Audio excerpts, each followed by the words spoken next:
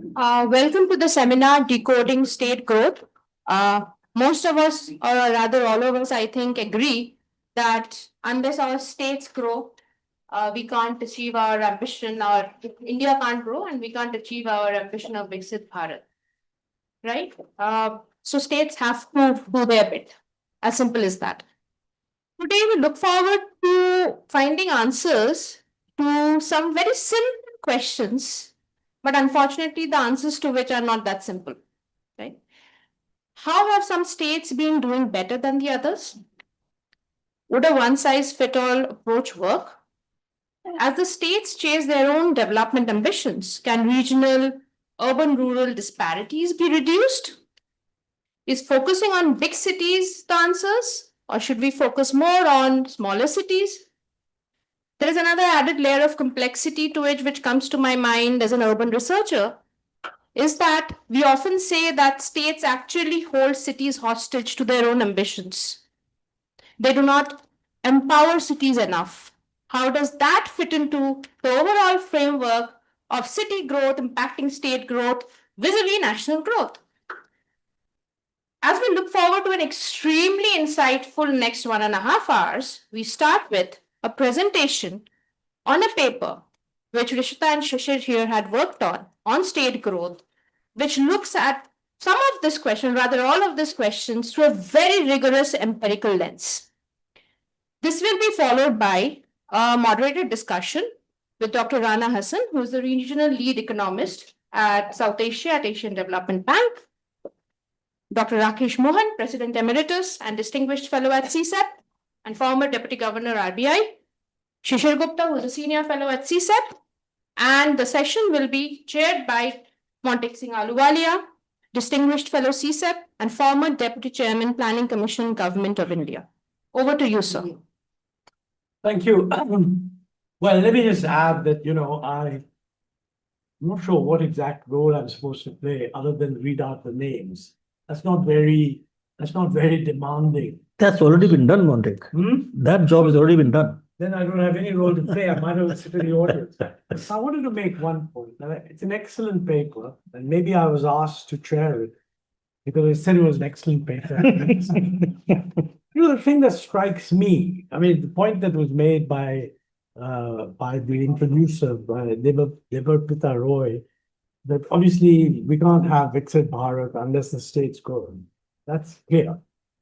But what has always puzzled me, and I think at least during my time in the Planning Commission, we were deficient in that. Maybe it's changed. What I think in our entire planning process is missing and has been missing is a sort of a state-specific analysis of what is needed. Now, just take an elementary point that, we're talking about states, the northern Hindi belt, their per capita GDP is 1/5 of what it is in the south. So, if anywhere in the world, if you were to say, I must have a strategy, it's very reasonable to say that each of these fellows should grow at 7%.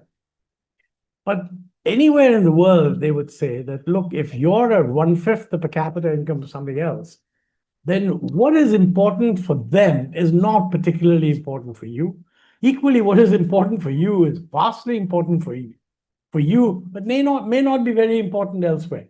Nothing in our system, as far as I can see from my period, it may have changed, and if it's so, I'm delighted.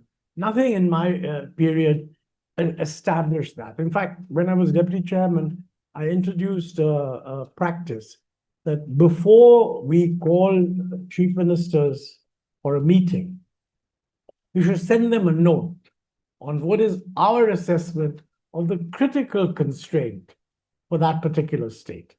And frankly, what I got was really not very good, because we had people responsible for states, but only in an administrative sense. They looked at state proposal. We didn't have guys who really understood or studied the states.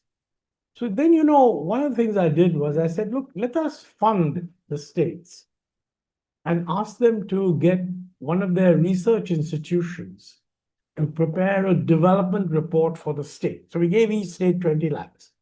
Now, most of the states didn't have a development institution, so there's not much they could do. Some did, and they handed it out. But it really, I mean, in this country, virtually everybody who's doing any research thinks that he's addressing the government of India in the hope one day that he'll be picked up by the government of India. Nobody is taking the view that the government of India is too far away. What's going to matter is a state, and I want to address the state. I've not seen enough people doing that. Though I must say, in the last couple of years, a little bit more of this kind has been surfacing. And I felt that this seminar, if you look at it from that point of view, might help us draw attention to what are clear weaknesses and what are really very interesting developments. And given that what has happened, particularly in connection with delimitation, the point is now constantly being made that it will weaken the states that are doing the most for growth and increase the states, power of the states which are demonstrating incapacity to grow, and that is causing tension. So I think the whole role of the states needs to be looked at a lot more carefully. And I'm glad that CSEP has got an initiative going, and maybe it can be developed further. So with those words, let me just ask Rishita to make her presentation. The presentation is a joint work of Rishita and Shishir, but he's very shrewdly got into the discussion stage. Okay. So that all blame can go on Rishita. Huh? So that all blame can go on So Rishita. that's why I've said it, Yeah. him and Very shrewd. Rishita. She needs cover. Thank you everyone for joining us today. So in April, Shishir and I wrote this paper, Decoding State Growth, and we just wanted to present some key policy relevant findings to you all. So first, I would just want to give you an overview of all the states. We focus on 20 major states, which account for 94% of India's GDP. What you have here is real per capita GDP growth rate in 80s and then post 1991 reforms from 94 to 2020. And the last column is the per capita GDP growth. So few interesting findings that come out from here. First, that there is a high correlation between recent growth and the per capita GDP, indicating that richer states also grow faster. We have divided states based on 94 to 2020 growth rate across three archetypes, fast, average, and slow, which is about plus minus 0.5 benchmark of India's growth rate. What we see here is that Maharashtra, which was the fastest growing state in the 80s at 4.2 versus 3.1 in 80s, is now just an average performing state. Similarly, Punjab was close to India growth rate at 3.2 in 80s, is now below average growth rate and is actually classified as a slow growing state. Going forward, we'll be following this classification of fast, average, slow. So in our paper, we identified two fundamental axes which drive state growth. First, are state growth attributes. We only focus on outcome-based measures and not input-based measures. Across the three categories, physical infra, social infra, and quality of governance, we identified 9 attributes. Our aim was to get long-term data on them from 94 to 2020, but at some cases, we had to restrict ourselves to the most recent data. The second key fundamental axis of growth is performance of key economic centers, which is basically how well your big cities perform. So to capture this, we had district level data for about 18 states, and we identified 58 KECs across 77 districts. This comprises of districts which make up million plus urban agglomerations, districts which comprise of capital cities, and districts that gain share of 5% or more in state GDP. For example, in Maharashtra, we take KECs as Mumbai UA, Pune, Aurangabad, Nasik, and Nagpur. Mumbai UA is a million plus. It includes Mumbai city, suburb, and Thane. It also captures the capital city of Mumbai. Pune because million plus. In Uttarakhand, we take Udham Singh Nagar and Haridwar because these districts had a share increase in state GDP of 5% or more. So they have been growing significantly faster. So these two fundamental axes explain state growth really well.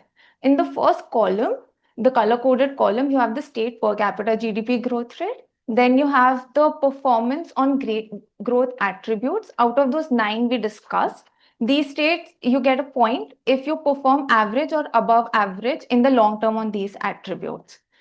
And then finally, you have the GDP growth rate of KCs from 2000 to 2020. What we find is that fast growing states on average have an attribute of 6 and slow growing have good attribute performance on only 3. So why do I need to understand KC growth, combine it to understand state growth? Why is growth attribute not sufficient to answer my question? Why do state growths differ? Well, it's because Gujarat, for example, Gujarat and Tamil Nadu, both of them have a GDP growth difference of per capita of 0.8%. And if I just look at the growth attributes, they perform similar to each other at 6. So that doesn't answer the question, why is there a growth difference? It's only when I add the KC element, I see where the difference is coming from.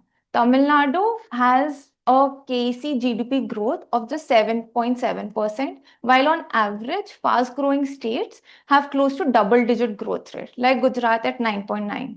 Those who can't see this clearly, there are charts on all of your chairs also. Similarly, in the case of Maharashtra and Punjab, as we were discussing before, their performance has slowed down substantially since the 80s. So why has that happened? When I look at the growth attributes, it's still perplexing because they have the best performance on growth attributes. It's again because of the KCs. Mumbai, UA, Pune, they're not performing at a double-digit growth rate and are significantly lower. Similarly, Punjab, its cases, Ludhiana, Amritsar, they're also not performing as well. So it doesn't mean that all states need to focus on just on the cases. Depending on where you fall on the two axes, your short to medium term performance you should prioritize where you are weaker on. But in the long term, both the axes are equally important. So here are some examples of states which need to focus on the great growth attributes. For example, Haryana, Rajasthan, Bihar. When you compare their performance on growth attributes versus their performance on cases, it's significantly weaker. Similarly, some states need to prioritize cases and not really growth attributes in the short to medium run, not the long run. Like we discussed again, Maharashtra, Tamil Nadu, Punjab, MP. So coming back to the attributes, we understand that some states need to focus on their attributes, but the choice of attributes differ across states. Haryana needs to focus on land price affordability. Land is almost 44% more expensive in Haryana compared to the national average. Rajasthan needs to focus more on social infra attributes, such as improving tertiary education enrollment, reducing stunting rate in children. Bihar is bad across the board, sadly, and needs to focus on its physical infra of road, T&D losses, as well as social infra. Those in the red are the ones where the state performs the worst on and should ideally prioritize improving these factors. Now coming back to performance of KCs. So fast growing states in general have a faster growth, about 7.6% CAGR versus average of 6.7 and slow at 6. What we find here is that KCs, which is the left panel, and non-KCs, which is basically all the other districts, in fast growing states compared to others, grow the fastest. So for the fast growing states, their KCs are growing at 9.4%, significantly higher than 7.4% growth of average growing state KCs. What is very interesting here is the small difference between average and slow growing states KCs, 7.4 versus 7.1. Why is this happening? So this is coming from because average growing states such as Maharashtra don't have very strong specialization. While the slow growing states, which are your Jharkhand, Chhattisgarh, they have strong specialization because of natural endowment. Here you see a lot of iron ore mining, steel production, these kind of things happening. But then you may ask me, why is there a difference in general of state growth between average and slow? That is because of non-KC growth. Average growing states in general are better in your state attributes like we just saw. So that's why their their non-KC growths are at 6.4 and slow growing non-KC growth is at 5.4. So state attributes is actually pulling down growth. Poor performance on state attribute is pulling down growth of the non-KC section for slow growing states. So why are KCs growing the fastest across all the categories of state? One important element is key infra. We notice that across the states, KCs account for major connectivity infrastructure in the state. So KCs account for 75% of state international airports, 67% of major railway junctions, and 48% of major ports. But alone, it can't explain why KC is the fastest growing. For example, Udham Singh Nagar is an automobile manufacturing hub in our database, and it's also the fastest growing district that we have. It does not have an international airport, major railway junction, private or major port. In contrast, Bangalore, again a fast growing state, 10.3, lesser than Udham Singh Nagar, has these things, but its growth is still faster than Mumbai. Even though Mumbai has more connectivity than Bangalore. Bangalore's railway junction is just 1/4 of Mumbai. So what helps explain why some KECs are growing faster than others? We find it's because of specialization. Specialization is the disproportionate share of a sector in district GDP relative to the sector share in national GDP. For example, business service share in Bangalore's GDP is 4 times business service share in India's GDP. This explains us to why is Bangalore growing fast. Similarly, machinery in Haridwar's GDP is 10 times machinery share in India's GDP. A very interesting example is of fishery in Krishna. It's a district in Andhra Pradesh. And fishery share in Krishna's GDP is 23 times than fishery share in India's GDP. Fishery is in fact a globally competitive sector because of all the prawn and shrimp exports that we found from our database. So some key highlights that we have on specialization. Out of the 58 cases that we had identified, 43 have specialization in something or the other. The top 20 fastest growing cases account for 50% of all instances of specialization. Cases with deep specialization in capital intensive industries grow the fastest. Now I'll just dig deeper into it. So here we have the... You may want to go a little slow. So just explain a bit more, I guess. So here we have specialization for the fastest growing cases. The first column is KC GDP growth rate, and we have categorized the major sectors by capital, labor intensive, mining related, then agriculture and services. The color coding reflects the level of specialization. Sorry, the color coding reflects the depth of specialization, and the numbers are the level. So how we discussed how Bangalore has 10x business services compared to India. So what you see is that for fastest growing districts, capital intensive is very crowded in here. This is also a chart that you guys have. This is in contrast, these are all the slowest growing cases. So the capital intensive section is empty here. This shows that fast growth of cases is associated with deep specialization in capital intensive industry. We don't know why a labor intensive KC is not working out, why are they still growing fast. There's nothing inherently wrong with the industry by itself. One example is that in China, the PRD cluster is a labor intensive cluster which has gained share in China's GDP from about 5 to 11% and accounts for 27% of just China's exports. So if capital intensive industry and fast growth in KCs are so strongly associated, why don't we just create capital intensive clusters? Because one cannot orchestrate them, they happen organically. In Bangalore, the business service IT hub was created because of initial availability of high educated people in Karnataka compared to Mumbai or Madras, and also a higher proportion of English speaking population. In Udham Singh Nagar, Haridwar, Solan, it was driven by a central government scheme, which was the special package scheme which the union government came out with in 2003, which provided 100% excise duty exemption and 100% tax exemption.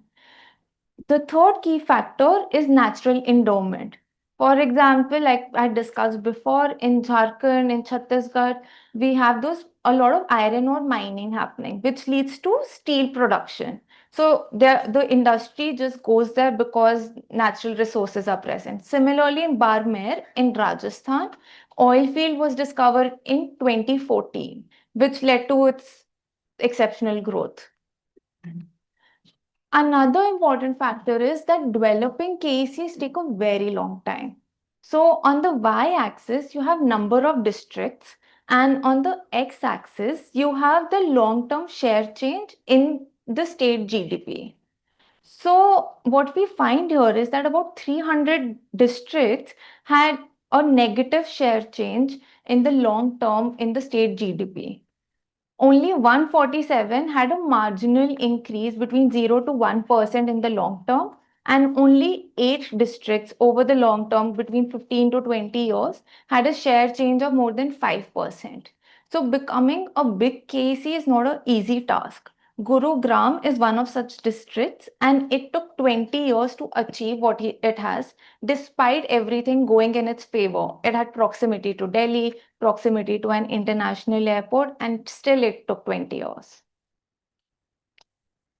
So when we talk about some of the biggest KCs, biggest districts that we have to keep in mind that while in India they are big, they're not yet big globally.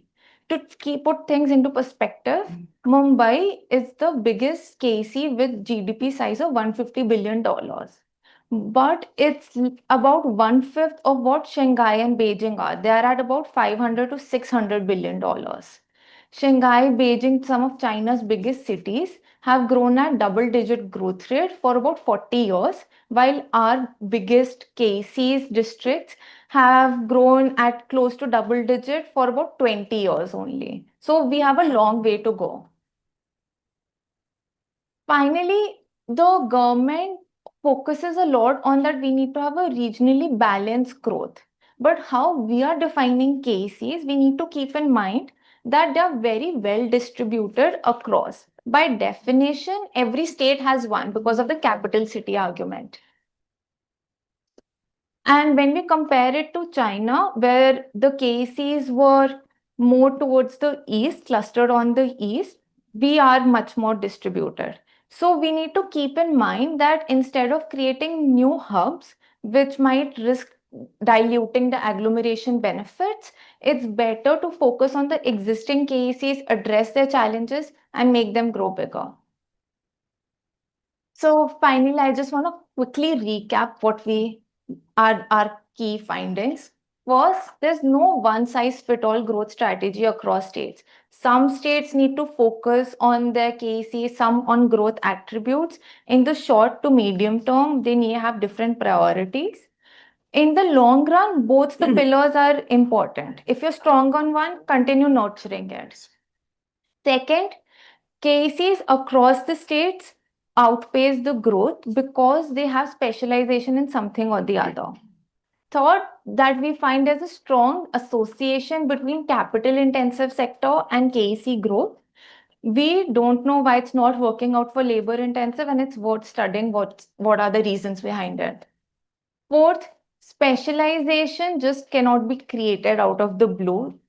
You already have centers of specialization. One needs to figure out what are the bottlenecks and make them grow bigger instead of trying to create sunrise sectors everywhere. Fifth, KCs are well distributed in India. A more distributed model may imply slower growth. Thank you, everyone. Thank you. Thank you, Rishita, for pulling together a huge amount of information in a very short time. I'm slightly departing from the laid down program, Because I think as co-author, I thought it might be useful to have Shishir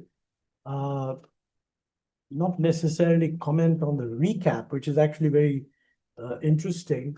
The recap covers everything that was said. I thought I'd ask him for the discussion, what are the four big things which you think have a policy implication? And if you like, you can go beyond what the analysis proves, because, in the area of speculation. What are the 4 or 5 big things that you want this group to focus on as they start asking questions? Yeah. So you have 1.5 minutes. You come back later as a discussant. So thank you, Mr. Ahluwalia, and thanks everyone for joining. Really means a lot. A few things that come to my mind. One is the fact that you need to look at 2 lenses, an average attribute lens, state level, and looking at what is happening to your key economic centers, right? I mean, I think typically we tend to look at one lens, and we show that if you looked at one, fastest growing states are not the ones which are performing well on one, right? So I think that message needs to be understood well. Second is something I wanted to pick what you said, right? That in different states you thought needed to do different things because there are different points in their trajectory. I think this analysis, we also find that, right? Because different states have different strengths and weaknesses, right? Both within the attributes. So for example, Gujarat could do better in social infra, and it is strong in physical infra, but it can do better in social. Whereas states like Jharkhand and Bihar, because their cities are growing at a decent pace, they need to focus on improving their state level attributes, as Rishita talked about. I mean, they are, in terms of national average, they are good on a couple out of 9 indicators, right? So they really need to drill down and improving those state level attributes, right? So I think the binding constraint to faster growth for differs across state archetypes, right? I think that is the third. Third thing, which I think we found out from the analysis, I don't think we intended to, is this whole notion that one of the key drivers of key growth for key economic centers is specialization. And it is not easy, automatic, or it doesn't come easily or automatic or in a short run, right? It takes time for these centers to develop into key economic centers and to develop specialization, then that creates agglomeration benefits, right? If you combine that with the scale of our KECs, right, which is, as she said, 150 billion for Bombay, which is the biggest center, compared to 500 billion for a Beijing or a Shanghai, it basically means we have so much room for taking these KECs to the next level. I mean, I think that I feel very strongly, right? I mean, there is this debate going on about greenfield, developing greenfield, X greenfield. I think we need to probably revisit that because there is a lot going on for these established centers, and they have a we typically. I was asked this question: has Bombay not reached its peak? How do we define the peak, right? I mean, one way that we thought of defining the peak was to compare Bombay to Beijing, right? And I feel there is a lot of scope. And the last thing is that actually the buck stops with the states. Because a lot of these attributes, 6 out of 9, I think, fall strictly within the state domain, right? Crime, fiscal deficit, healthcare. And likewise, the performance of key economic centers is driven by the performance of urban local bodies, which are essentially driven by state policies, right? So states you can't, states cannot, I think, pass on the buck to others, right, for their own performance. These would be my 4 takeaways. Thanks, that's very helpful. Actually, I want to just add 2 comments before we get the discussants in. One is a big missing element. At least when I first studied economics, I mean, we used to assume that if somebody said, what do you need for growth? You need investment. We don't have any data on investment by state. It's a huge gap. And whoever is planning to lobby either MOSPI or whoever, there should be investment data by states. And if there's somebody wanting to do research on it, I would strongly encourage that if you produce the first research paper, however approximate it may be, that what is the investment level in different states, you will have kicked off a huge amount of thinking. Mind you, we know later on that investment is not everything. I mean, there's total factor productivity, but not having an investment at all makes any discussion of interstate growth, that much more deficient. The last point, the second point, the point you made about specialization. I just want to share an anecdote. When I was in the Planning Commission, I visited Kerala, speaking at various points. And I was prompted to say that I really don't understand why everyone in Kerala is giving so much importance to food self-sufficiency. I mean, after all, you're part of the country, and it's crazy for Kerala to be wasting its land resources, which could be growing, high-value spices, and growing rice, which can be grown anywhere in the country. I mean, the sad thing is it shouldn't be grown in Punjab, but that for other distortions we are growing. But the idea that Kerala, but very strong. In fact, somebody came up to me and said, "Sir, you shouldn't say that. It's a very sensitive issue." Because Kerala wants to be food self-sufficient in rice. I really don't see why. But there must be many such examples. I think we need to question some of the standard formulae which have crept into thinking simply because they're important for the country. I mean, certainly food self-sufficiency is important for the country, but not important for Kerala. And I wonder how many such examples one can think of. But that's just to sprinkling a bit of spice on the food. And let me now, Rakesh, shall I request you please to, I thought he was going first. well, which if you prefer. No, I think Do it. your name is there first. No, but you have a presentation. Okay. Yes. I'll get Rana, done quickly with You the can do that. presentation then. This will enable Rakesh to criticize your presentation. Which I Two for one. I just get the presentation up, please. So while that's coming up, let me just say I really enjoyed this paper. If we can just go to the next slide. Oh, is this right? Yes. Yeah. As a clicker. Oh, I see. Atmanirbhar. Yeah. It's a modern beauty. Turn it around. Very complex. Yeah. Is water not like ADB? So,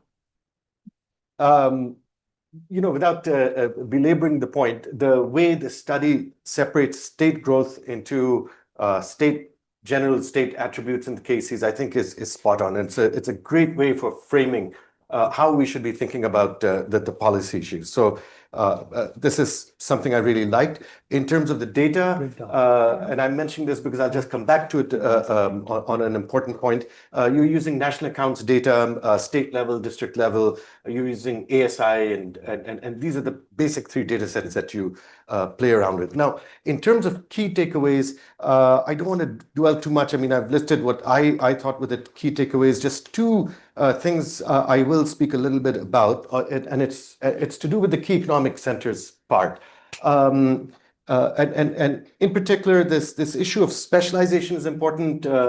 Fascinating finding. I don't have much to say about it, except to me it was puzzling to see Chennai not being up there in terms of specialization. And I wonder whether because in some sense it's doing well in several sectors. So and if it's a city which is starting with a high base, then yes, you're not going to capture Chennai doing well. And then in a sense, you also, I think, have a similar problem with Mumbai. So, this high base effect could be an issue for some of these big places. Another thing I really liked was this cases maybe a better way to focus on regionally balanced development. I think it's a terrific point because and your paper doesn't have it, but the slide you showed comparing with China was superb. And I bet you if you did something for the United States, you'll find again a very similar thing. So in a sense, India stands out it has regionally balanced development.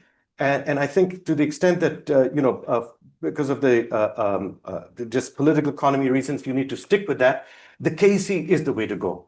And I say that because, we did a study on the backward districts program that was there in 1994, and we found that it's just not good program. In fact, all that happens is that investment gets cannibalized from a slightly less backward district to an adjacent backward district, that too not the most backward, spatially zero-sum game. You don't get anything. And in fact, once 10 years later, you take out the program, look at what's happened 5 years later, all the investment is gone. So the investment is going to flow to where you already have some base, and I think your KECs are the place. So if you want to help poorer states, focus on the KEC. I really like that message. The last point was the policy challenge. You talk a lot about how you've got to think about the KECs in terms of planning, governance, and funding. So these are the two things I'll focus on just for a couple of minutes. Let me just get to the data issue in the interest of time. So I think definitely the overall database is something that's hampering you. I'm sure that in the ideal world, if you actually had information on the geolocation of states, that's how you would work with. And in a sense, this is now information based on the economic census of 2013, where each firm in India, or at least 80 million establishments across India are captured in terms of town and village, and we built this up. You see that, for example, Indore district is there out there in the middle, and this is the city of Indore. But when you look at Indore city from the sky, it's actually a much bigger area, and it's straddling 2 to 3 districts. Economically, it's one entity. So in the US, they'll call this a metropolitan statistical area. The commuting zone has to be one. Why this becomes important is that, we had a different measure of specialization. If you looked at just Indore proper, you would see services as the big driver of the economy. Once you look at it from the sky and take this broader picture, it's in fact manufacturing. And within that, it's chemicals and automotive. So, my point is just simply that the scale matters. And in a sense, again, it's not something you can handle because there has been nothing beyond EC6 that's available to us. But again, this is a call for more granular data. Luckily, the new economic census is being carried out, and so it's important. I wouldn't dwell on this chart, but it's basically just make this point that thinking about Indore district versus Indore, the natural city of Indore really matters. And you see these processes over time where the big firms are moving out of Indore proper, they're moving out into Pitampura, etc., the surroundings, but it's one common economic unit. And so now on the policy side, what this really calls for is metropolitan governance. We can't go on just dealing with each of these entities, just a municipality, etc. We need metropolitan governance. Fortunately, we now have the Greater Bengaluru Authority. I think this is going to be a very fascinating event to watch and see how the authority works in tackling, I think, this issue of fragmented governance and the coordination issues that we face with. So that's something to watch out for the future. Second issue is this whole business of integrating economic planning with spatial and transport planning. Now, spatial and transport planning, it naturally takes place at a geographically disaggregated unit. But I think in India, what happens is economic planning is just taking place at the central and state levels. It's not going down to the KEC. And my submission would be that if we really thought of more decentralized economic planning at the KEC level, we'd actually probably get more bang for the buck. So that's I think an important issue. That leads me to the third point for us to think about. How do you really incentivize, empower local officials on matters of local economic development? And whether we're looking at China or whether we're looking at the United States, I mean, you look at the way New York City functions. You've got a mayor, you've got like 4 to 7 deputy mayors. One of them handles economic issues. Within the economic issues, there's one group that's looking at SMEs in Manhattan. There's another group which is looking at, just making sure things are good for the financial sector, which is your key specialization interest. And there's a third unit which is looking at bringing in, let's say, life science AI. So the need of the hour really is to think more about going a bit more local on the economics. Land. I think at the end of the day, this, and you mentioned it in your paper, that really we have to tackle this factor of production. It's something that the economic survey is talking about, and their efforts to deal with it. I mean, many of these things that I've just listed, which I've taken from your paper, by the way, are things that various states are working on. It just brings me to my last point. This challenge of land is so formidable. And while land is a state subject, I wonder, how can the center best incentivize states? I think it would be, so for example, there are all these things that the budget has announced on 50-year interest-free loans, etc. Can we, I mean, should the government be linking them to making headway on some of these issues? So let me stop there. Really enjoyed the paper. Thank you. Thanks. Very much, Rana. Now, it's time to a star performer.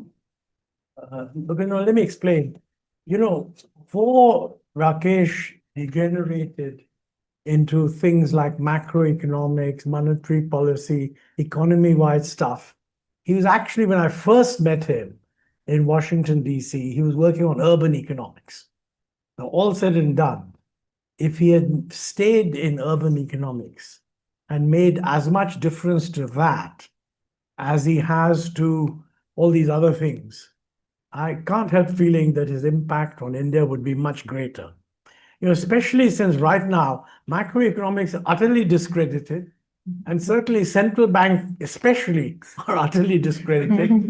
In fact, the United States is about to undo what for many years was thought to be the foundational basis of good central banking. So Rakesh, a great pity that you departed from urbanization as your focus of study, but you now have an opportunity to make up. So your floor is yours. You know that my career has been complete.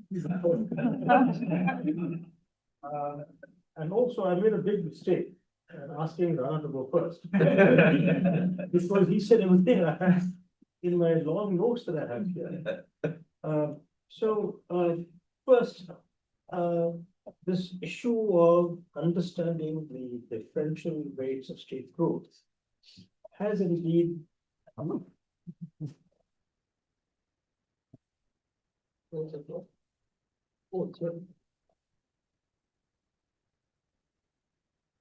there's no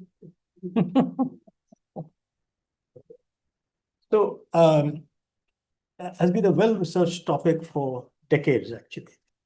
And including the people who've done that is our chairman, Mr. Ahluwalia. But he didn't do a good job on this one, even after he went to the Planning Commission. And the thing is that most people who worked on this topic of differential state growth haven't really come to very definitive conclusions. And I think if one reviews that, I think you'll come to that conclusion. So although I hate to do this to colleagues, I have to congratulate both of them for a masterful paper and even more masterful presentation. And I hate to do this because one doesn't like to give kudos to one's close colleagues, especially whose office is right next to mine. But this has taken a couple of years, and the amount of data that has gone into this is really stupendous. And it's not easy to A, assemble all that data, and B, to analyze it in ways that are understandable. And yet present a relatively brief paper itself, and of course the presentation that has been done. So it's really something worth learning from. But I would say as a lesson to us in CSEP that good work takes a long time, just like KECs. It builds on itself. Okay, Lavish, this is for you. So don't do short-term work, and so on. It takes a long time and really get into the trenches and rummage around. And so it's not because I've done these kind of detailed things.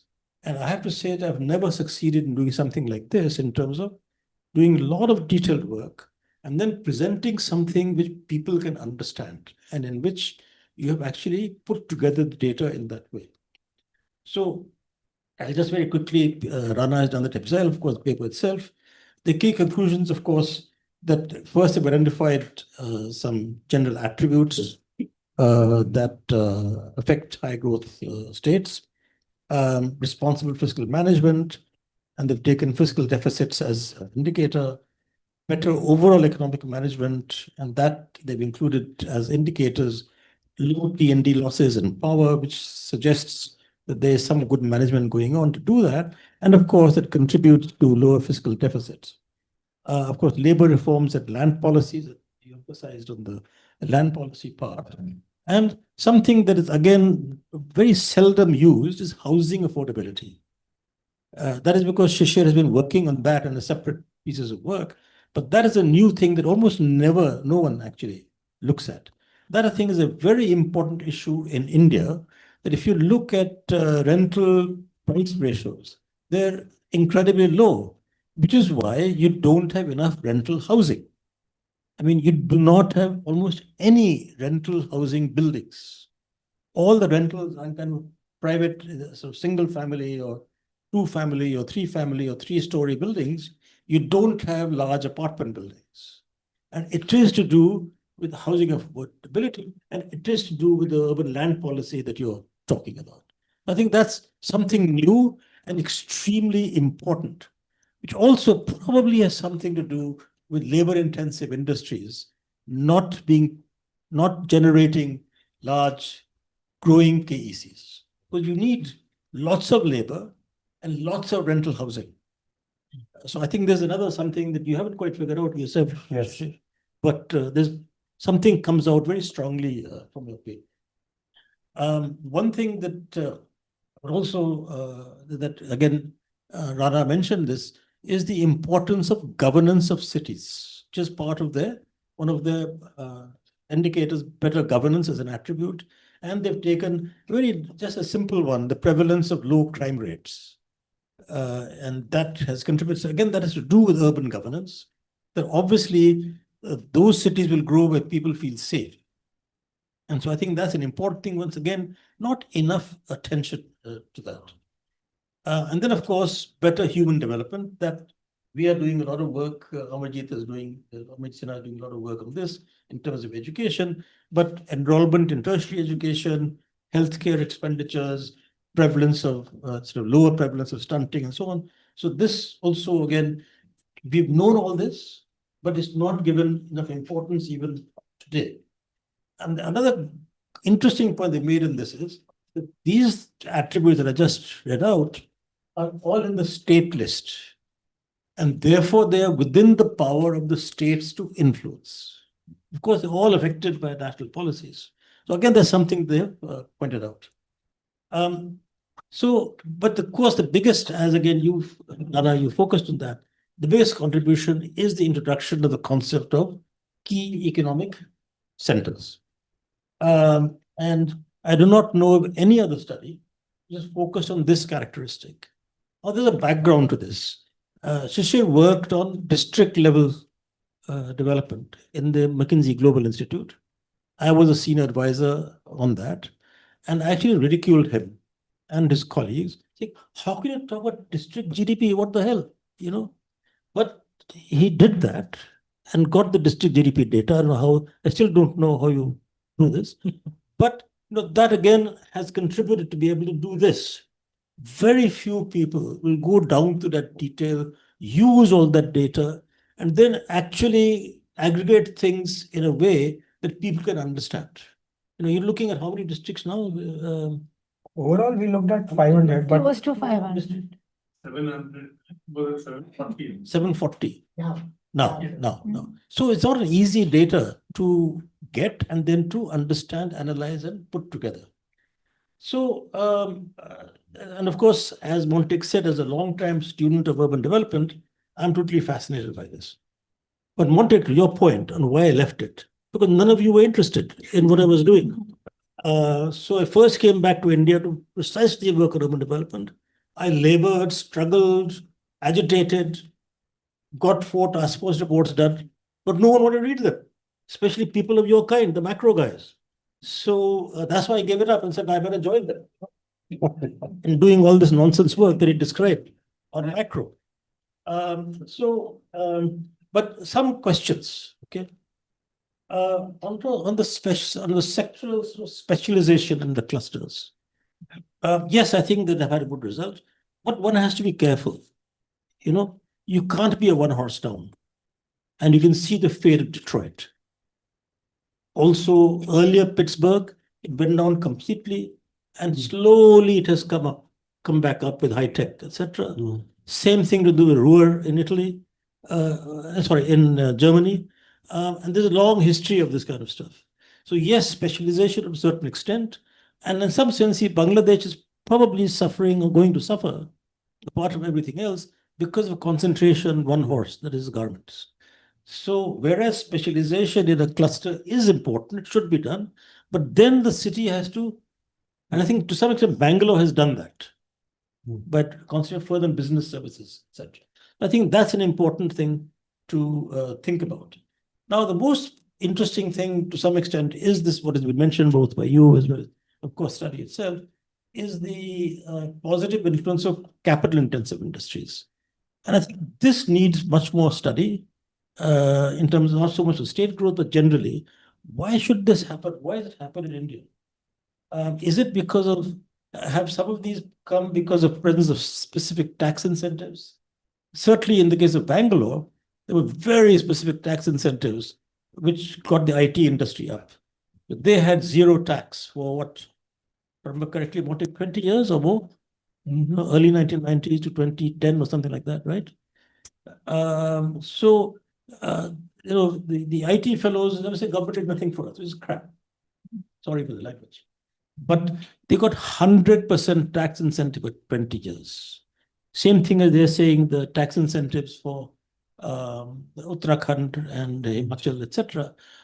So I think that that's an interesting issue. That to what extent can tax incentives be done to incentivize maybe certain industries or certain regions? And that does bring the big question that Bihar has been agitating for in terms of special category state. That's how Uttarakhand and Himachal got those incentives. One issue in Hardwar, by the way, a special thing, just because I lived there, is that it was the government which situated BHEL in Ranipur near Hardwar. And that's what, otherwise it was just a religious town, actually. There was nothing there. So when my father got posted there to work to be the project manager in the part of the electricals, we had to live in a 3-room dark bungalow for 3 years because there was absolutely nothing there. And this is fascinating, and that's now it's become a key economic center.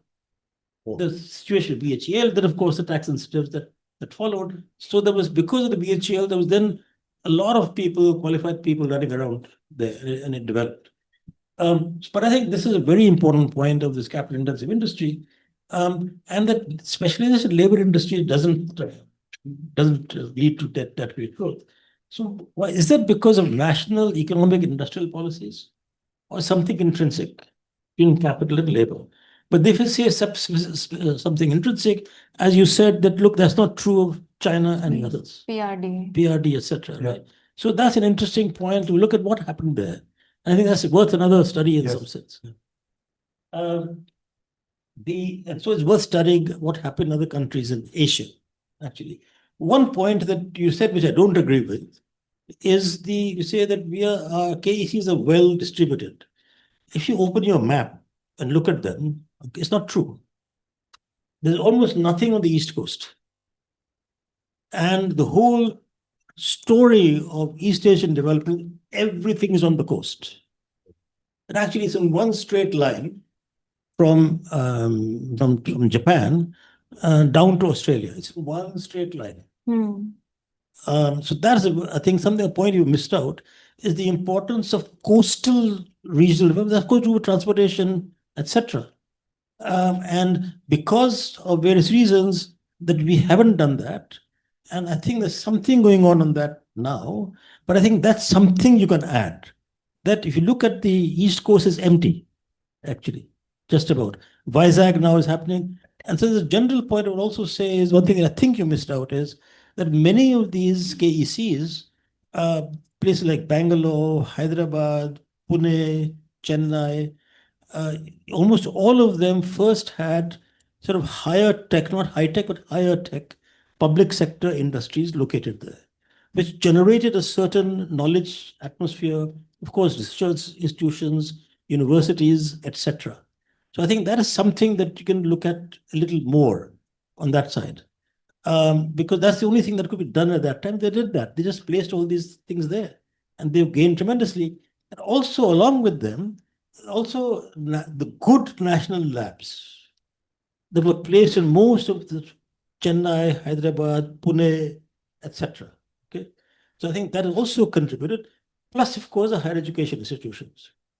One of the things that I discussed with you yesterday, that there's a famous sentence from Moynihan, that if Daniel Patrick Moynihan, that if you want to invent a great city, found some universities there, then wait 200 years. So their point about it takes a long time is encapsulated in that. So I think those are some of the issues. Let me just a few other points actually on this industrial location policy, which I've written about a lot before.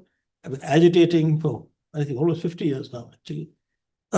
We had the most stupid industrial location policy in the world. And our thinking is still to do with that, of not allowing any industries in cities. In fact, the policy said until 1991 that you couldn't have any industry in any urban center. So we've robbed ourselves of all kind of agglomeration economies, which result in higher productivity, etc., which then results in higher growth. And that thinking is still there, even though that policy is not in there anymore. The thinking, I think, is still there. No, you can't have industries in cities.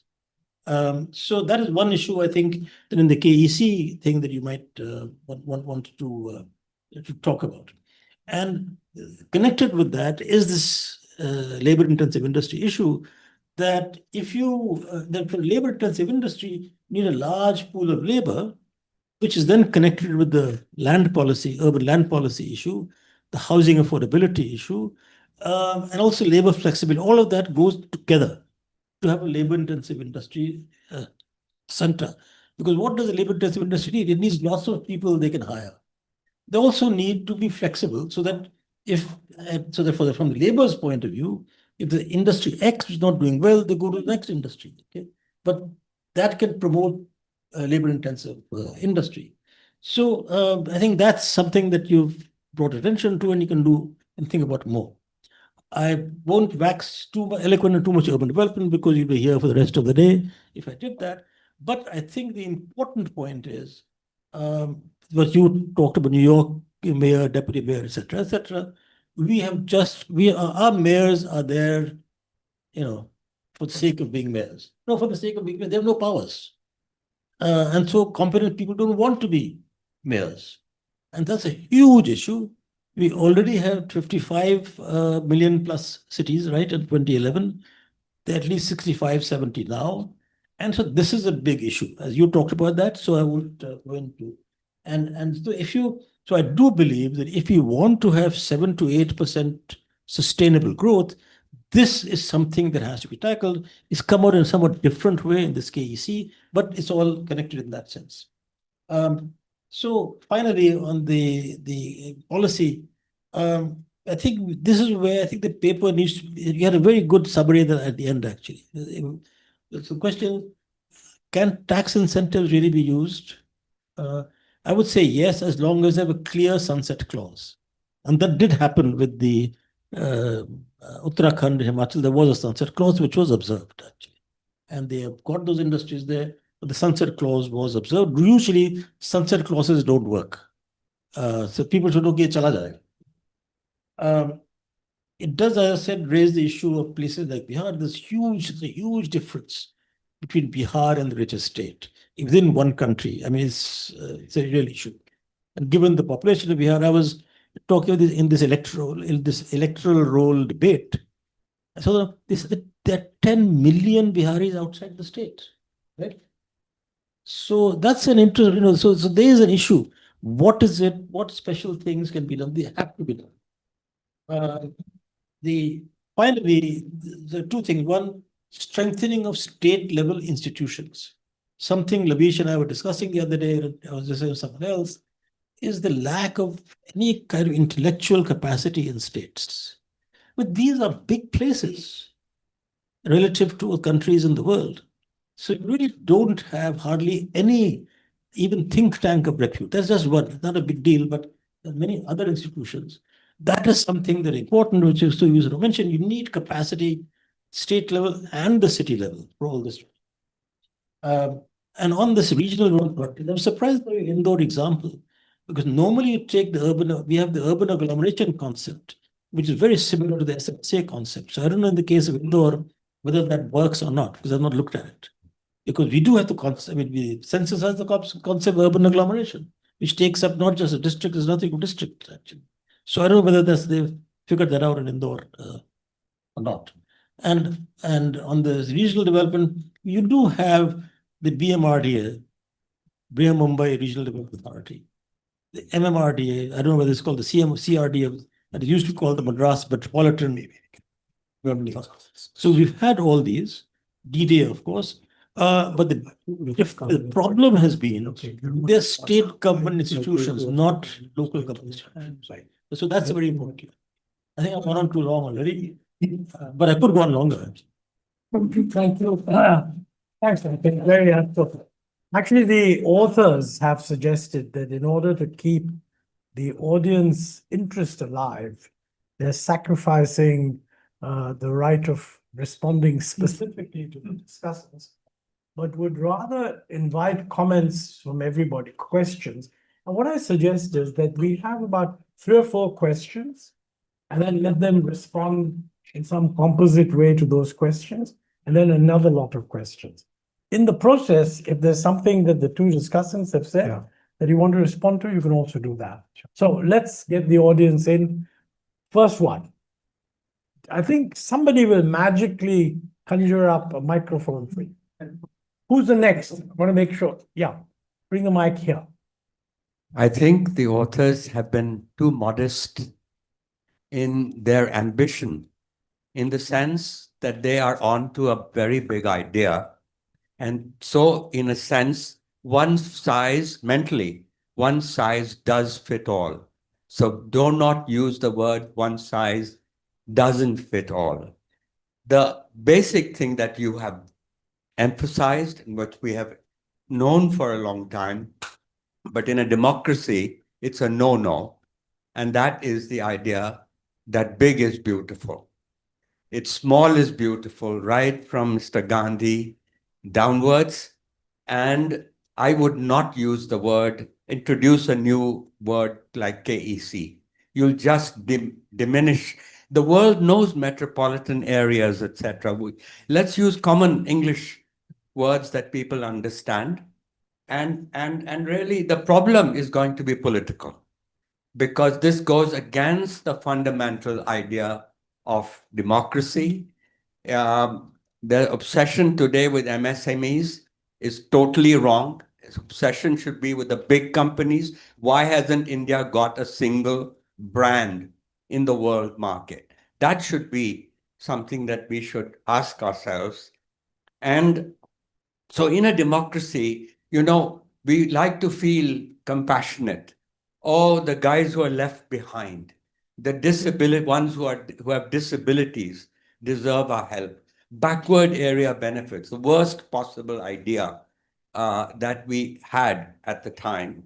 And a lot of also goes back to our socialist mindset, which is partly democratic. So we're going against a human prejudice against big, against the powerful. Whereas what we've learned, and you've shown it very well, and I think both the speakers, Rakesh and Rana, have shown this with examples like Indore, etc. And you used Beijing very well. So we need a mindset change And it has to be hammered in that this is what constitutes success. And really, our function, we shouldn't worry. If as long as you have good, encourage mobility and there's nothing wrong with one-fifth of Bihar's population working outside of Bihar. I mean, that should be something we are making India one. Okay, thank you. You, Oh, thanks. next one over there. Wonderful presentation. there. I really, the map that you showed, it was fascinating to see that there are no contiguous or very little contiguous sort of districts or KCs that you're calling. I mean, one would assume that there could be districts which are, contiguous but it doesn't show up in the map. Maybe you've looked at that or, your thoughts on that. Secondly, the attributes that you went into the making the KC, each had an equal weight. I mean, I was sort of a bit curious about that. The other part was, of course, fascinating, which Rana also pointed out that, I mean, in some sense, you are actually corroborating the Kuznets tension through your, the labor, the calculated productivity. Thanks. One more and then we'll give them a chance. Yeah.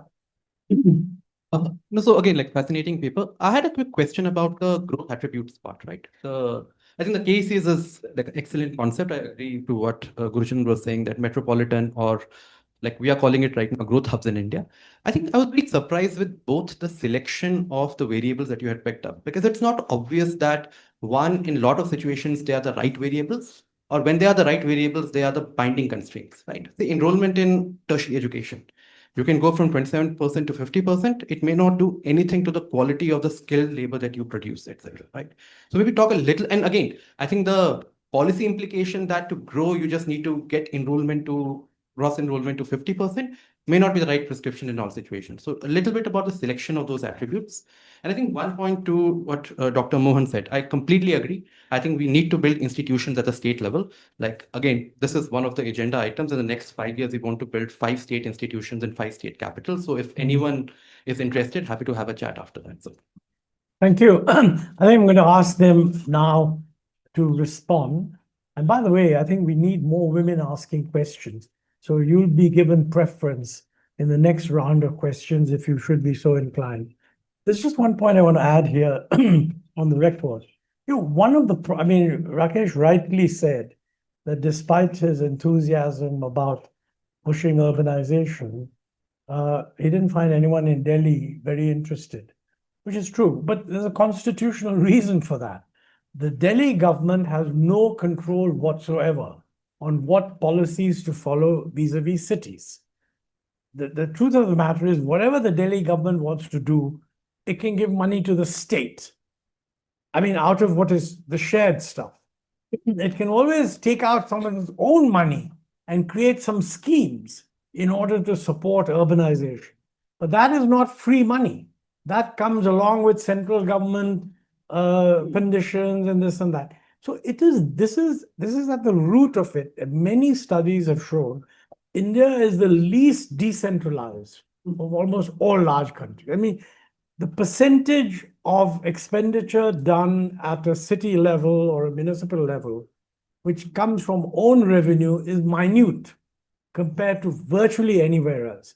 And quite frankly, in the huge debate that goes on in the country, neither the center nor the states emphasize this. And the whole approach is, you give us money, forgetting that if you give money, then it always come with conditions, which is going to be unacceptable. This is just a general point. But anyway, yours for answering. Shall I go ahead? Whatever you want to answer. And then pitch it. Okay. So thank you very much for the support and agreement. I mean, we actually debated a lot on the use of the term, right? And the reason why we chose this, because strictly speaking, if we had used anything else that has a typical and a well-defined meaning, right? Metropolitan, right? People would have said, what is the definition? What is the boundary? So since the data was district, right? We said maybe this is one way we could say the same thing, but not get caught up in formal definitions. So I agree with you that we should not have too many terminology, but that was the logic we used in our mind. On your couple of questions, one is contiguous. To the extent that census defines, according to 2011 census, billion plus urban agglomerations as contiguous as cities that span across contiguous districts, we are taking those, right? So it may not be coming up or visible in the map, but to the extent census defines, we take. If it does not, then it is not, right? I mean, so because our definition ultimately is districts that comprise million plus UAs plus capital cities, right? On attributes having equal weights, so this is we spent, I think, months trying to come up with a production function approach to estimating the importance of attributes, which would have told us how much delta do physical infra have, social infra. But we failed doing it properly, right? So right now, we can tell which attributes are lagging and hence could be binding constraints for different states. But we can't tell from this study how much delta in growth you will get. So that is a limitation of our exercise. Praveen, maybe we can discuss it offline, because I would like to understand the question a little better, right? When you say, for example, higher education enrollment, if it goes up from 20 to 50 for a state, why should it matter? I mean, I can tell from my previous experience when we used to work for corporates and we used to define their entry strategy and where they should, and these were things that we used to look for, right? I mean, which places have some of these basics, right? So so maybe I am not understanding the question, but we can pick it up offline. Good. You want to, I think we'll come back if there's time. We've got Germany and then you.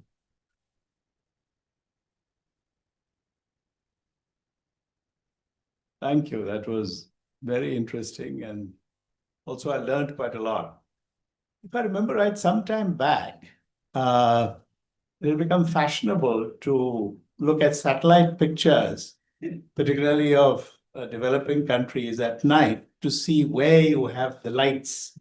And I would be prepared to wager 1 rupee, not much more than that there is an overlap between your key economic centers and those places which are lighted up.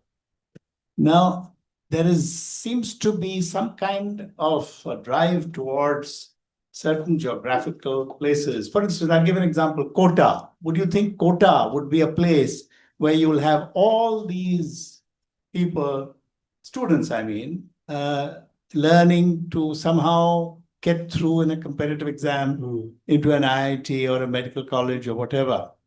So this thing about centers which acquire a certain reputation seems to work. I'm not going to go into international examples. Definitely, it seems to work in India. So as we know, even within a city, you come to know X and then you keep going back to the same shop or the same center.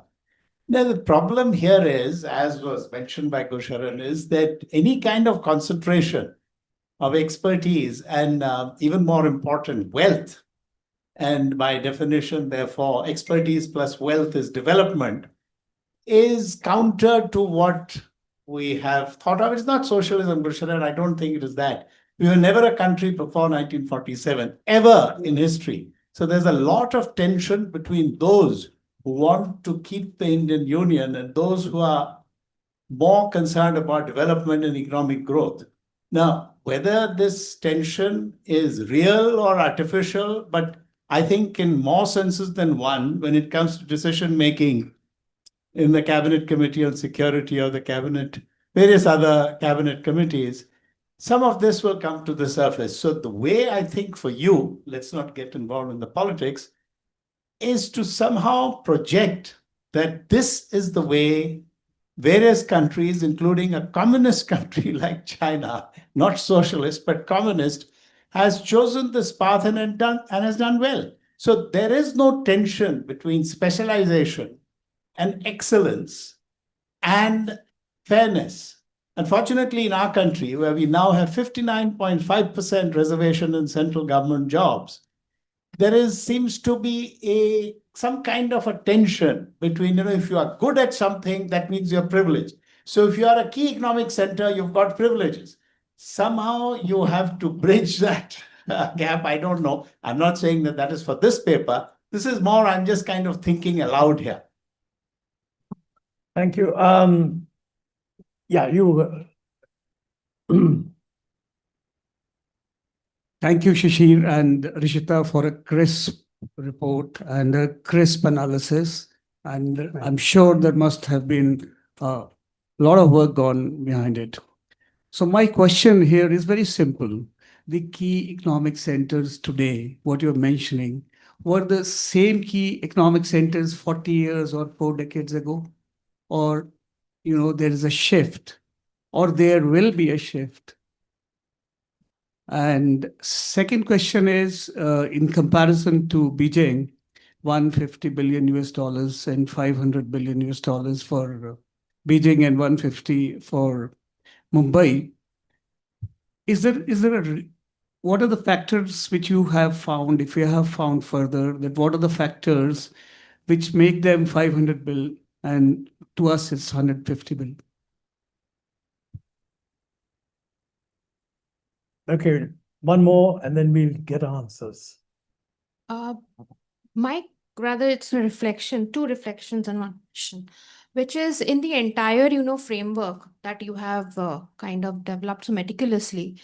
I don't find that, how does hyper-local fit into it? And why do I use the word hyper-local? Because our country's entire urban development paradigm, policy, and implementation works on a hyper-local format, right? That's the city planners. The common refrain is national level policies are determined, and we are expected to kind of implement those policies at a city level, and those policies do not have any hyper local sensitivity to it. And in the entire rather framework of governance, your union government, state government, and then local government, is local government currently that we have so many years post the 74th amendment, is it really something which is, of course it is great on paper and it is very much there as such, but is it something really that fits into, let's say if ADB is to look at now how GBA is to develop, to fund investments in GBA, where does your BBMP feature in that? Okay, good. Second, Okay. just second reflection, sorry. Dr. Mohan mentioned that, that the way to go is institutional rental housing. In the near future, I don't think, Dr. Mohan, that's going to happen in our country, simply because the return on investment doesn't work out. So a Foxconn might get some, grant from the union government and state government for building its employee quarters, which it would have done. So that's where, the kind of impact will be, but I don't think anything beyond that. Thank you. All yours. Sure. About your question on have cases changed over time. So we do bring out that over time about 5 new cases came up whose share increased, such as Gurugram, Noida, Gautam Budh Nagar. Well, it's important to know that it took a very long time for that to happen, 20 years or more. So it's not an easy thing that happens. And by definition, as census also keeps adding million plus UAs, so by definition, if million plus UAs are added in the list, they will change. The whole emphasis here is for now, don't focus on creating new hubs. It's better to invest on what you already have and make them grow bigger and make them globally competitive. So there was this question, what makes Beijing 500 billion and what are the differences? A major difference, and it partially answers a lot of questions that are coming up, it's the decentralization of government. In Beijing, the government responsible for the city is powerful enough to do economic planning. They have their master plans 10, 20 years. They are responsible for generating revenue itself, in contrast to what our cities have currently, where they're dependent on the state or the central government for their revenues and don't have the power, even though the 73rd and 74th constitutional amendment gives them this power. It has not been implemented yet. Devarpita, on your question on hyper-local, so what you're saying is absolutely bang on. How it comes into a framework is that given the importance of cities, we need to make these cities more powerful. It again emphasizes the importance of decentralization, importance of master planning, importance of revenue generation. I feel your question on ADB, Rana, will be more better to answer that. What will be ADB's plan? No, I think let's take that offline. Okay, yeah, Om is on my list. Is it Lavish? One more, okay. Three more questions. I have been discussing it with Shishir and Rishita. Just look at table number 5. And what the table is showing is that Calcutta has close to 50% of 50% of the activity in the whole state, just one single city. In Maharashtra, there are 5 cities which account for 60% of the share of GDP, just 5 cities. Bangalore, close to 40%. The question is, are you comfortable with these numbers? Would you like these numbers to further go up? Or would you work towards some other model that spreads out the benefits to other areas? This is one question that has been bothering me. And I read the paper yesterday, wanting me quite a bit. What kind of a position we ought to I want to say something take? too. I'll ask you This also. is what Yep. there are many others, but Mention that as an important issue, and there is an article by Govind Rao, I think, on Karnataka, probably in the EPW. Govind Rao. And he makes a very important point that, Karnataka is generally regarded as way up there, good performance, etc. But he says there are only few districts that account for all this. If you take out those districts, the rest of the state, which is largely the northern rural area, is actually not developing at all. Now, superimpose on that a politics in which that's where you're looking for votes. The entire focus would shift to how do we get votes there? Whereas if you actually decentralize, then the cities that develop should be taxing themselves in order to build more infrastructure. And that is what we do not do. I think Rakesh knows more about this. But one second, I have to ask you, the rate of property tax in India is absolutely a disgrace. And innumerable people, when they come, particularly our NRI friends, they come and say, what is this? No cleaning, gutters don't, drains don't work, blah, blah, blah. And everybody in the audience says, yeah, this is really terrible. They're putting up a pretty bad show. So I asked them, why don't you ask your friends, what is the property tax they're paying as a percent of market value of their house, and what are you paying? And what they're paying generally is between 1% and 2% of market value, and we are paying 100th of that. So, the complete lack of resources. And the point is, no state recognizes that it's up to it to raise these resources. They want to turn up in the old days, Planning Commission, maybe now Niti Aayog or whatever, saying that the central government must. This is a major issue.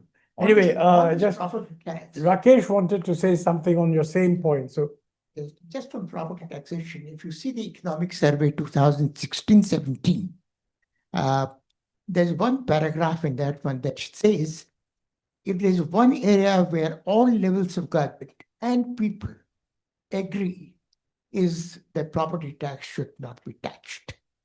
It should stay where it is, which is absolute. I mean, like 0.15% property of the tax should GDP. not be touched. Electricity prices should be low. Water should be free. And women should travel free in buses. That is the huh? The last one I agree with. Women should travel free without subsidizing, without giving money to the transport. Of course, you could go to the transport company, obviously. The only way we give money is double the rate for men. Look, I think we have produced an incredibly foolish set of policies which all parties are happy with. See. And- So really, you need to ask yourself, how are you going to break out of this? However, let me, Short answer is politics. That's of course, that's a long answer, actually. Lavish. I think Dr. Mohan wanted to, but Oh, sorry. Because the question that I had, was actually an add to this. I'm a bit worried about your results because in a sense, you're saying choose locational winners, and within the locational winners also choose sectoral winners. Now, there have been in the past many districts which for 10 or 20 years seem to be doing immensely well and with a lot of state government support. Many of these names are there. I mean, these days Tirupur isn't doing so well. These days Ludhiana isn't doing so well. Before that, there used to be Modi Nagar, and before that, there used to be Rohtas, and so on. So, you're peppered with these When locations. was Rohtas doing well? There was a time in 1930s and 40s, right? At Kanpur, right? So there were always these things, and a lot of state support went to it, but a large number of those failed. So what I'm worried about is this analysis could also be you're choosing the winners. Don't choose at all. In That's other words, so don't that's the try question. and choose That's the winners question. and In fact, you that's just also a leave question to this panel. Leave it to Good. nature. Rakesh, you wanted to. No, that's actually a correction. One, just to go to the property tax, as it happened, my very first economics paper was on urban property tax. When I was a student, 1974, I said exactly these things, and that's 50 years. So, but yes, that's a very, very important point. I mean, the property tax we pay is really ridiculous. So I couldn't place more emphasis on this. And I don't fully agree that it's all politics. Of course it is. But even the technocrats, in some sense, haven't really made big enough a case, and repeatedly. And, just like after all, earlier, right, we had all the fuel subsidies. And people said you can't raise petrol prices and diesel prices. But we did. Chidambaram did it in particular and raised by 2 paisa, whatever it was. So there was nothing much happened. And I think that therefore the same thing can be done property taxes. I don't agree. Of course, it's political. Similarly, there was rent control. Rent control was abolished. Basically, it's still there to some extent. It was about people saying, nahi ho sakta. So I don't agree कि nahi ho sakta. There has to be much more technocratic vehemence on this. And obviously, the technique is you do it gradually. And then, it'll reach at some stage. It might take 5 years. It doesn't matter. So that's just what. But on the general point, I would say is that, it's not Lavish choosing winners. As I said, that look, you have to think about the specialization issue. So some of the cities that did, they were one-horse towns. And when the horse kind of started getting malnourished, they died. So that's an important issue. That it does happen that an area starts growing because of a particular industry, a particular activity, but then it at a certain point has to diversify. Otherwise, it's in danger of what you're saying. And so I wouldn't say that you should choose that you are doing this. But I do think that there is some issue for some kind of possible, I'm saying slightly reluctantly, some kind of tax incentives for some places, but with a sunset clause. Because it has worked in some places. It hasn't worked many other places, by the way. On Calcutta, actually, the reason is 50% because Bengal itself, there's nothing else. So it's not because Calcutta has not been favored. It's a dump.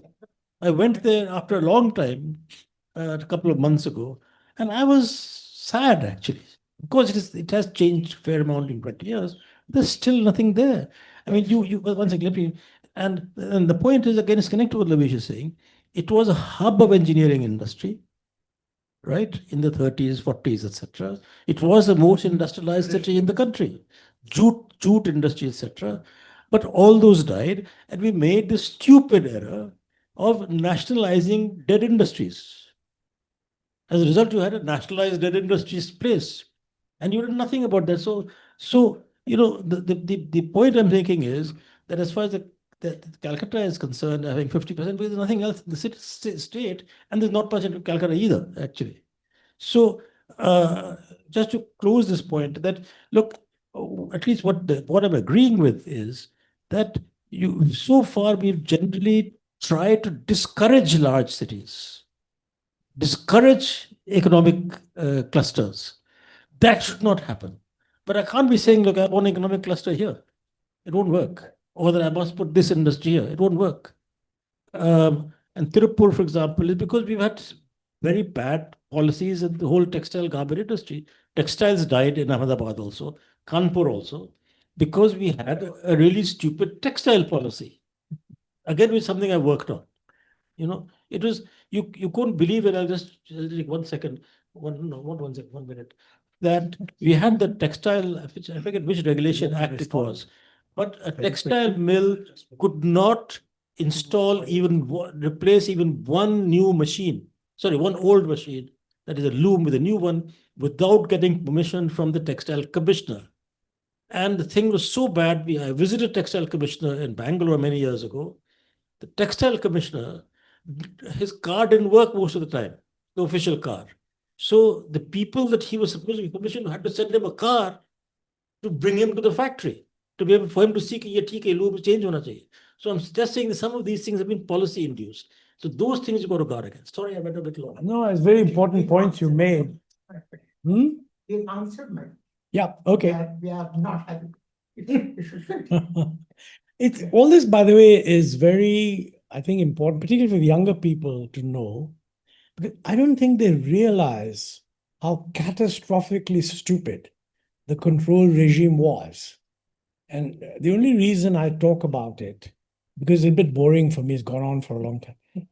I just hope the younger people will recognize when it's being brought back, because it is being brought back. PLI is a good example.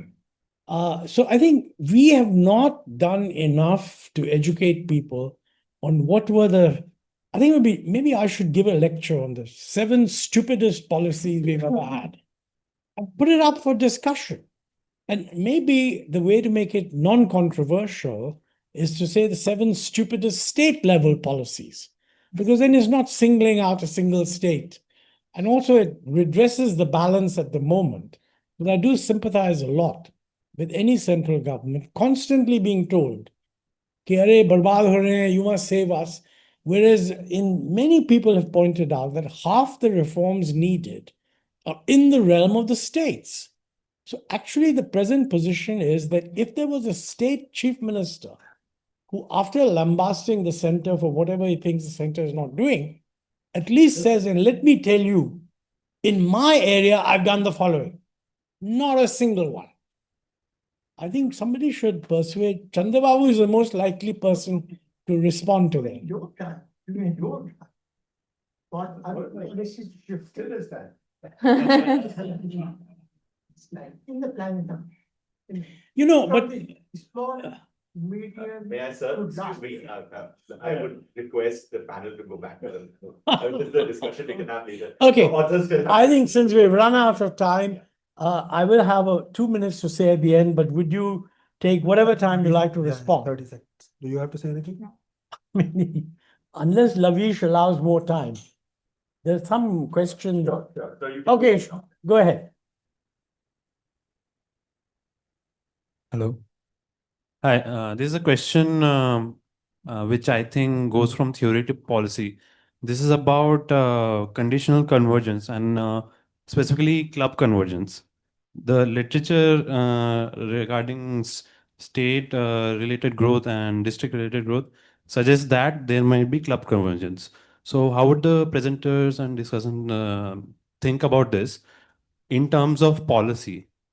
When then we will not be giving certain clubs privileges. They would be in different clubs, and accordingly, policies should be formulated and more equitable progress, maybe. Okay. All yours. Okay, very quickly. Professor Mathur, honestly, I did not think about the ratios going higher. I mean, so this comes as a good question. to me. But when I start looking at this question, I mean, why is it we are still small, right? Bangalore is 100 billion, right? So when I start looking at it and compare to other cities, and if our aspiration is to reach to their level of income in 20-25 years, then I'm not that comfortable. But the honest answer is, I did not think about this aspect. So it's an excellent food for thought for us, I guess. To Lavish's question, I guess I concur with Dr. Mohan, right? That this is not about us choosing, right? This is about us saying, how are our big centers of today doing? It turns out that on an average, they are actually growing significantly faster, right? Then what is leading for their faster growth, which to our mind is one of the elements is specialization, right? Now, it is not to say that we are not freezing. This is to your answer, right? Whether we had the same list 30, 40 years back, the list would be different because then we would have different set of large centers. But the point is, once you have a large center, right? For example, Barmer or Mohali, by the way, these are interesting examples. They have Barmer has been growing at what, 15%? Yeah, 15%. Because there is suddenly an Oil field in field, right? 2040. So if you see something and which seems sustainable, then that there is a reason for you to start paying attention. What is Mohali growing at? Mohali is growing significantly faster than Punjab, I think around 9-10%. So it is now at 3% of Punjab's GDP share. And it's growing because of IT, etc.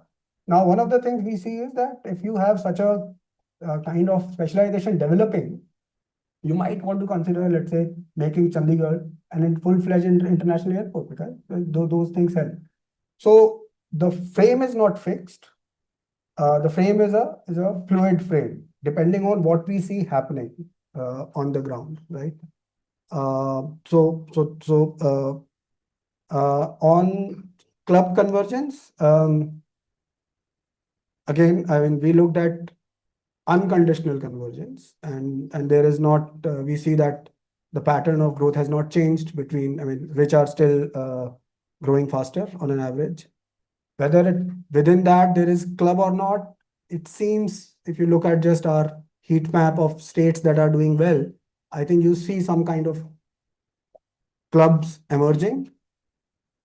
Whether I should be bothered about it or not, I don't know, because if it is because of their own doing, right? If some of the southern states are developing faster as a club, I mean, then it's a, I think, recipe for others to follow, right? I mean, so it's actually a learning curve, as I see. The ones that are not doing well can learn from the ones that are doing well, and the ones that are doing well can learn from at the frontier, right? So Good. Well, thanks. Thank you, Shishir and Rishita. I think I don't need to say this, because the fact that you got such a large audience, the fact that they stayed, that the fact that they scrambled to ask questions, all of this suggests that you did an excellent job. I just have one suggestion. Would be a good idea to bring out a revised version of your paper in which you can put in speculative issues building on the questions raised, which you haven't answered, but you can tell people you'll do that in subsequent papers. The other is a data one. I think the fact that you collected this data is incredibly important. I mean, remember, if Kuznets had not done all the work he did on national accounts, Keynesian economics would never have developed. It's because national accounts data came, consumption functions got estimated, all kinds of stuff. So put the data in an appendix in your paper, whatever data you've used. And I mean, it would be an example also of transparency, because it would encourage others to contradict what you're saying. And since you're the first paper that will put out district data, whatever happens, you'll be cited all the time for another 10 years. My last suggestion, and I think it's something either you guys do in some future incarnation, data is, I mean, without data, you can't do any analysis. And I said that on the supply side, the thing that's missing, I mean, you have labor quality and that sort of stuff. The thing that's missing is investment. But there's another side. Half the debates on how to explain growth focus on the supply side, but increasingly you now find a lot of focus on the demand side. What is happening to this or that demand component? Now, obviously, investment is a demand component, but actually, since the state is an integral part of India, the usual argument of y is equal to c plus I plus x minus m would have to be converted into c plus I plus x for the rest of the country and x for the rest of the world, minus m from the rest of the country and m for the rest of the world. So, conceptually, I'm not saying you do it, but I think lay down the concept, because, many states may find that they're losing demand stimulus because the stuff is coming from another state. I mean, for example, the example I gave, that if Kerala relied more on rice from the rest of the country, they could argue that's a loss of a demand stimulus. But on the other hand, it would free up land to produce coriander and spices and cardamom and what have you, much more valuable. So I think that sense that we are actually in a world in which global trade is about to be disrupted permanently by the really powerful countries, within India, trade is actually very much there. So we need to think about how these things are having an impact and not. Tough job, but get going on it. It'll be a good idea one of these days to see that table. Thank you very much. And thank you all for coming.